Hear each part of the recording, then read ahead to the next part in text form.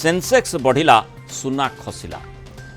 आज सेंसेक्स प्राय 1000 पॉइंट उपरे एवं निफ्टी प्राय 280 पॉइंट उपरे बढ़ी। गला शुक्रवार प्राय 500 पॉइंट खसी भारतीय पुंजी बाजार बंद होता। आज किंतु ग्रीन सिग्नल सह मार्केट ओपन होता। प्राय सबु स्टॉक भल प्रदर्शन कर विशेषकर रिलायंस इंडस्ट्रीज, सन फार्मा, एक्सिस बैंक और अन्य ब्लू चिप हेवीवेट स्टॉक रे जबरदस्त परफॉर्मेंस देखा मिली।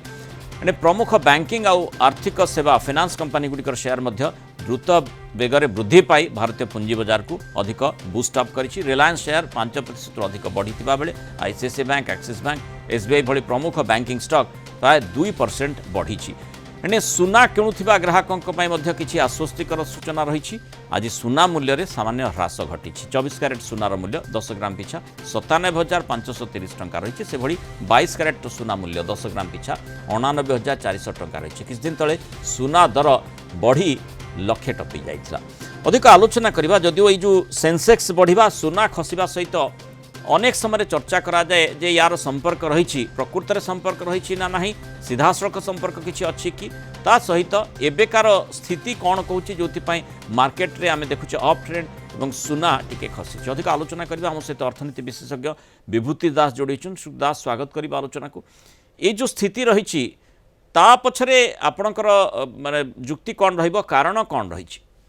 देखो प्रथम जिनस सुना बजार जो गोल्ड मार्केट को देखा से मेजर गोटे आम सूचांक देखो यूएस डॉलर इंडेक्स गत वीक ता पूर्व वीक रे यूएस टैरिफ डिक्लेरेशन पर वीक हो जाइतला 100 तल को खसी आसला जोटा कि रिकवरी करिछि। एंड आपण माने देखिबे जतोळे मार्केट इक्विटी मार्केट रो गतिशील हबो सेतोळे सुनार चाहिदा टिके कमे एंड प्लस जतोळे सुनार चाहिदा जतोळे अधिक थिबो इक्विटी मार्केट भी नेगेटिव बिहेवियर करदबो।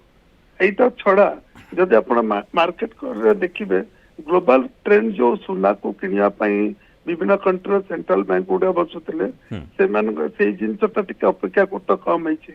एंड कारण तार प्रथम मेजर रीजन है ए जो टैरिफ वार विगत मासे एप्रिल मास टोटल टैरिफ वार ने कि यूएस रो जो विभिन्न इकोनॉमी ऊपर इंपैक्ट पड़ितला यूएस रो टैरिफ पॉलिसी को लेके सेटा टिके यूएस चाइना रो डिस्कशन सूत्र स्टार्ट हेछि बोली इजी लागु माने इज अप हेछि से पूर्व बलिया बेसी टेंशन ओरिएंटेड टैरिफ केस नै जदिबा ए टोटली लिबि नै बट सेटा गोटे मेजर रीजन ता बते जदि भारतीय बाजार रे देखिबे हमर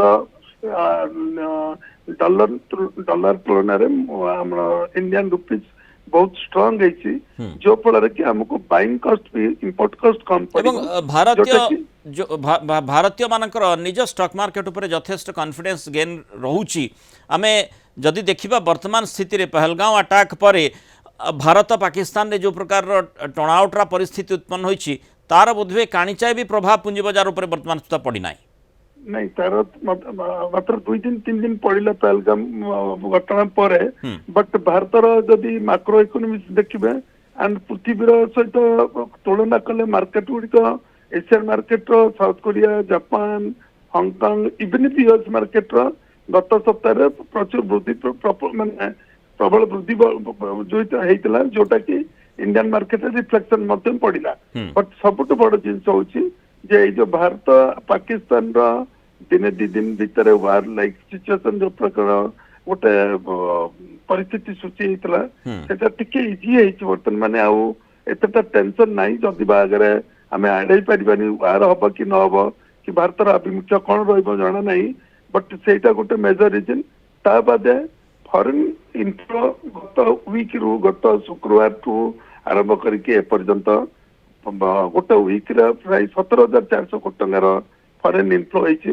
से देखुचे जे मार्केट रे खूब उत्साह परिलक्षित होइछि तो एठी सुना किंतु टिके इज रही सुनार स्थिति जो सुना दर टिके खसी। बहुत धन्यवाद श्रीयुक्त विभूति दास आलोचना पर मतामत।